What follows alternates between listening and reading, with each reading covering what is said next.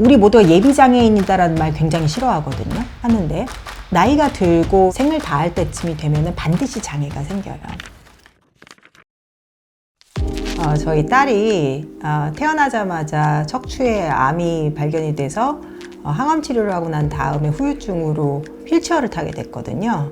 저희 아이가 지하철 타는 걸 굉장히 좋아하는데 제가 살던 동네가 지하철에 엘리베이터가 한 대도 없던 그런 역이었거든요. 지하철을 타려고 하면 애를 안고 내려가거나 아니면 삥 돌아서 리프트를 타고 가야 되는데 아이는 리프트를 싫어하고 이러면서 이 기본적으로 어딘가 외출을 하려고 그러더라도 굉장히 힘들구나 라는 거를 알게 됐죠.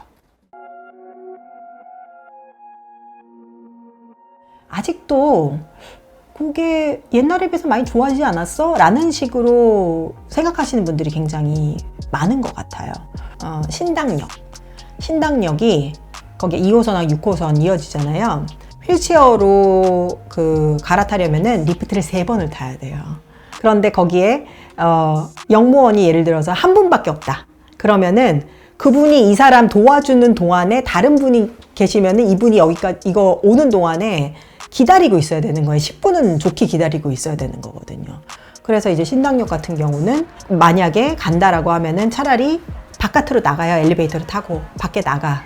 시장 골목이 있어요. 그냥 골목을 타고선 쭉 가서 거기서 이제 가는. 근데 그 경로를 역무원이 안내해 주기도 해요. 리프트를 3군데를 만들어 놓고 리프트를 운영을 하는데 항상 다 이 역무원이 따라가야 되는 거니까 사실 엘리베이터를 만들어 놓으면 좋은데, 그래서 2호선과 6호선 갈아탈 때는 저희는 그 역 가지 말고 저기 다른 역 가라고, 아마 합정역인가? 다른 역이 있어요. 그 역으로 돌아가라고. 그래서 일부러 돌아다녀요. 제가 저희 아이랑 리프트를 가끔씩 타는데 리프트 타는 거 굉장히 싫어해요. 저희 아이도. 우리 아이는 위험한 것도 있지만은 시선이 너무너무 싫대요. 그 리프트를 타고서는 올라가면은 즐거운 나의 집 노래가 나오거든요. 그러니까 위험하지 말라고 이제 시선을 집중시키는 건데 사람들이 다 쳐다보거든요. 그래서 저는 올라가면서 제가 일부러 사람들 볼 것 같은 데다 일부러 눈을 맞추고 있어요. 보지 말라고. 왜냐하면은 특히 저희 아이 같은 경우는 사춘기고 이러니까. 그러니까 약간 동물원 원숭이 보듯 그렇게 보여지는 그 경험이 굉장히 모멸감을 주는 모양이더라고요.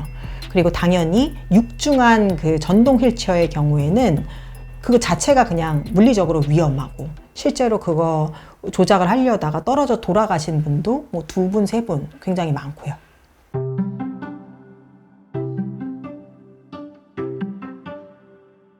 역들을 누르게 되면은 이 역들에서 내가 가고 싶은 구간들의 그런 이름들이 나오고, 그래서 이걸 보고 이제 찾아가실 수 있도록 그렇게 해놨고요.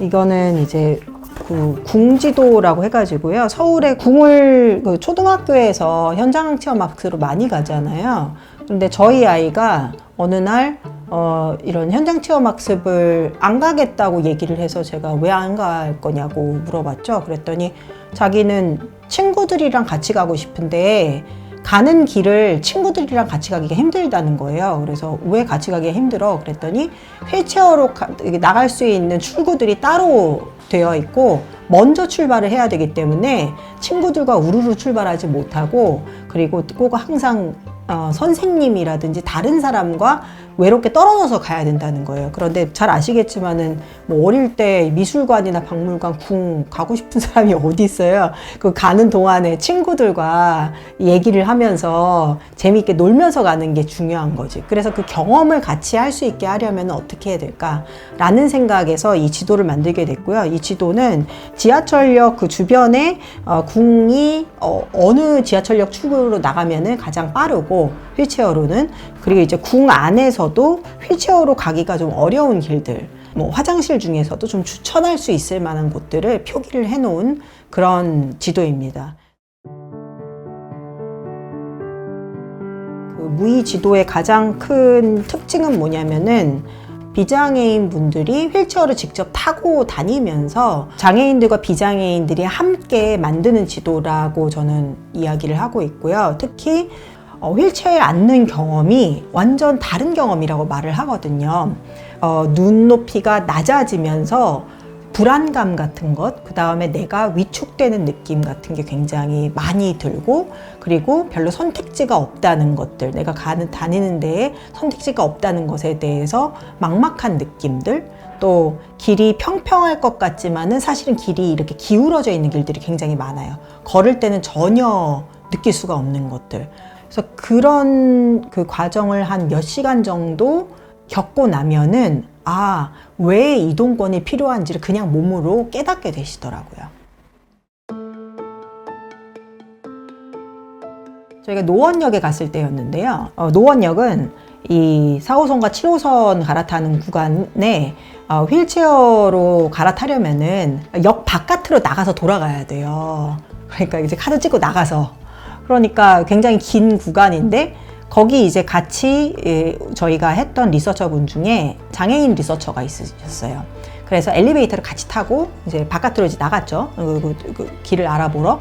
그런데 뒤에 어떤 어르신이 갑자기 요새는 대통령보다 장애인이 더 대접받아. 그 자리에서 막 싸웠거든요. 나중에 그 장애인 리서처 분께서 저한테 얘기를 하시더라고요. 너무 고마운데 자기는 이런 경우에는 싸우지 않습니다. 왜 안 싸워요? 그렇게 여쭤봤더니 이런 일이 너무 많아서 이거 일일이 대응하다 보면은 내 힘이 다 빠진다는 거예요. 그때 저 너무 충격받았거든요. 저희 아이가 저랑 같이 나가면은 제가 싸워줄 수 있는데 제가 이 세상에 없으면은 우리 아이가 저런 사람들과 싸워야 되겠구나 이런 생각을 하니까 너무 막막한 거죠.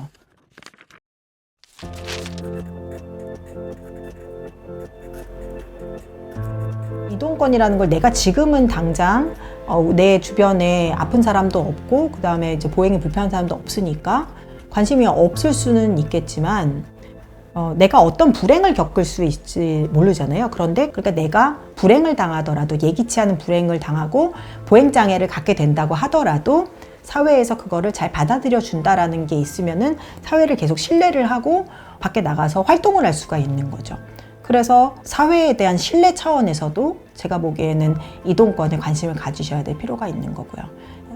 유아차를 끌고 나가보거나 다리를 잠깐 다쳐서 목발을 짚고 다닌다든지 그냥 불의의 사고를 당해가지고 휠체어를 타게 됐다는 그런 경우들을 보더라도 이동권에 다들 관심이 조금씩 가질 수밖에 없을 거라고 생각을 하고요. 우리 모두는 늙거든요. 장애를 갖지 않더라도 우리 모두는 나이가 들어서 늙고 생을 다할 때쯤이 되면 반드시 장애가 생겨요. 사실은 장애에서 자유로울 수 있는 사람들이 없다라는 게 맞는 것 같아요.